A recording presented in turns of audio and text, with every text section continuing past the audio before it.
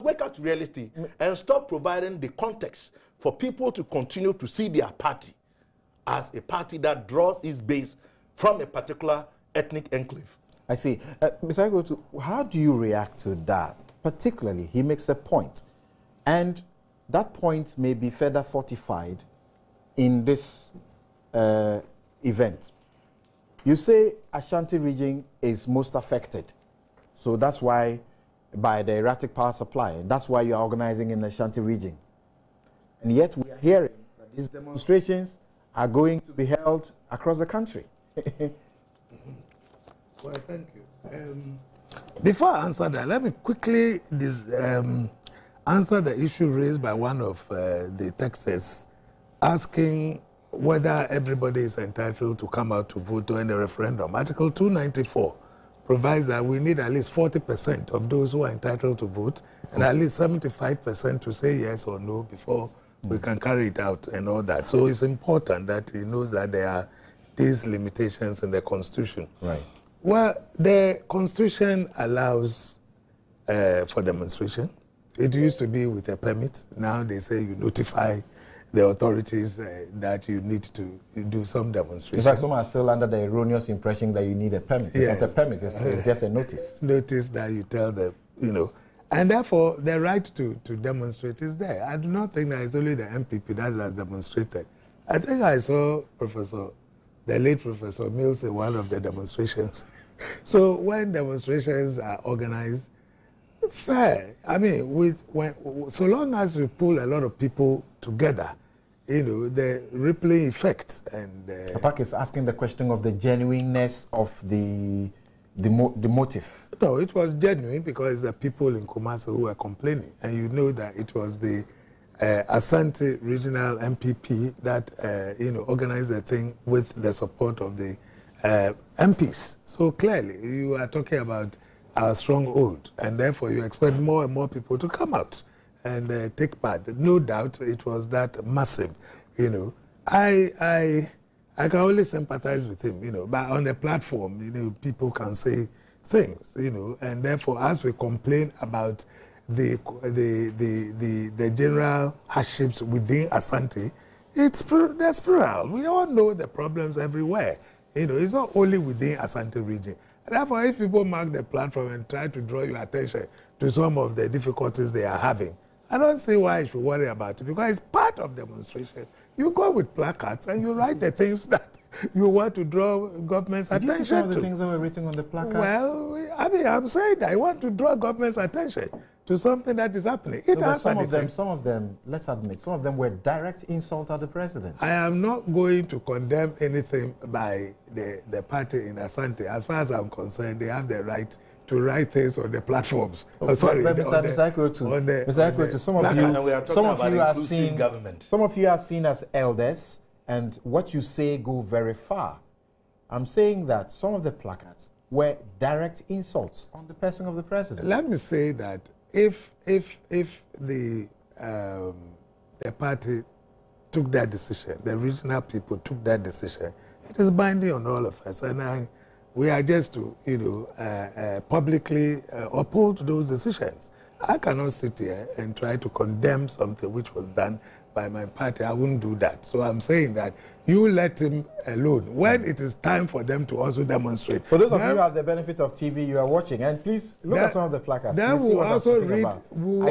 I can't repeat some of the things. Well, we also read the kind of things they will put on their platforms. After all, TUC, when it comes to their May Day, the sort of things they write on their placards are not the best. You know, some of them are also direct attacks, you know. So these are part of demonstrations. I don't think we should, but it happened before. We had a VAT which was proposed at a certain threshold. We had a series of demonstrations. These things were withdrawn and changed. You understand? So it is to draw government's attention to what the ordinary people feel. And then if government is sensitive to the people, it can come out and do something about it. Right. I am all in support. Mr. Akonfra, from the posture of government to this demonstration, it's very obvious that government is not taking anything from it. So, waste of time, isn't it? Well, certainly, you know, we started this program. Maybe international reputation international media covered it. I've read it elsewhere. So that is bad for the government's image. But beyond that, they are not getting anything out of it. No, I think this comes from, this is another issue to do with the winner takes all and some of the things coming out of this. So it's very, very, very important. But let me say that I think in a democracy like ours, it's absolutely, it's allowed. It's legitimate, given the circumstances that we're going through at the moment as a country. To insult the president? No, I'm coming to that. The rapid impoverishment of everybody in this country. I mean, did people vote to be made poorer? When you look at the sort of rises we've seen in electricity, in water, in all utility prices, food prices, I mean, even chewing gum. Recently, people who were buying Mentos, excuse me to advertise, who at one point, 1 cedi 20 are now buying 1 cedi 50. So the pricing, the impoverishment of the nation, which went on relentlessly every month, price rises, has made every Ghanaian poorer. Coupled with the lack of service on the energy front, it's no doubt that people are feeling very, very frustrated and very angry. And it's legitimate to demonstrate against any sitting government, to protest your hardship. It's perfectly legitimate. And if the MPP choose to do this in their heartland and they want to roll it across the country, I don't see any. It's only a reaction to the hardest, some of the most vicious impoverishment phases in our history that we're going through at the moment. So I don't see anything wrong with that. What I join most decent people in this country is to look at some of the placards and the way that they seek to insult the president of this country. Some of those things are unacceptable. I think it's legitimate to demonstrate, it's legitimate to seek to protest, it's legitimate to put your point across. But when you cross a point as if somehow you may never come into power, unless you assume you're never going to come into power, then, you know, the polarization continues. And this is what Ghanaians, every single Ghanaian does not want to see happening in this country. Right. This is why winner takes all becomes an issue. Because somebody has won, we must insult him so that we may also come to power. And these things are not acceptable. Okay. Now, I don't know what, Koko, you have to say about that. Well, Dr. Park made an interesting observation. He was wondering why a demonstration organized and members of parliament who took part in the demo could not refer their, grievances or concerns to parliament, to regional minister and others. I was really shocked. How? I was damn shocked. Idealism. Not too long ago, the NDC, which had members of parliament, actually organized the March for Survivor. In fact, they had series of them. This is 2003. They had members of parliament. There was a regional minister in all the regions where they organized the demonstrations. But they didn't refer the cases to them. Indeed, I think that matter is a non-issue and ought not to be considered at all. Part of it. Having said that, you brought up an issue of placards. I didn't see the placards that were insulting. I didn't see because of the distance. Okay, there's one particular one. You have said that, Asiedun Ketia was so wrong to have used a certain expression in Chi. Yes. There's one particular one that uses that expression against the president. No light.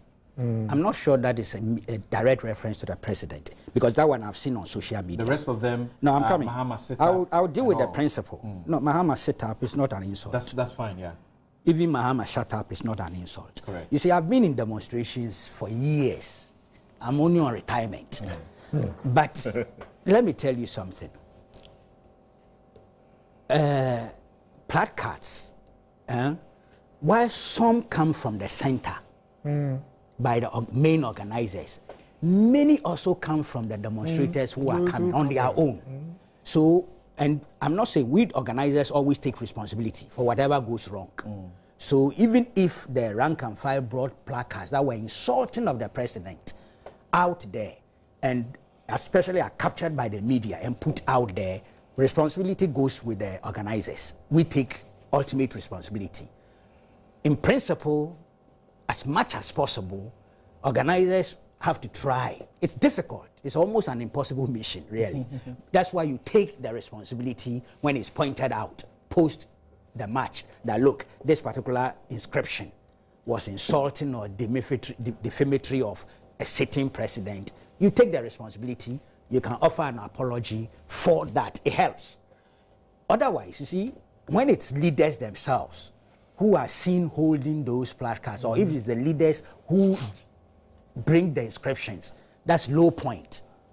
If somebody like me, you know, some time ago, after one of the matches by our NDC friends and the allies, if a big man calls a sitting president at that match, Atai, we protested. Correct. I even remember some leading NDC personalities like Mr. Atuahoy issued a statement distancing the group from those utterances. So the principle is clear. If something is very insulting of the president or any leader of the country, organizers, those who are noted to be the leaders, ought to take ultimate responsibility and render an apology. It helps to cure the mischief.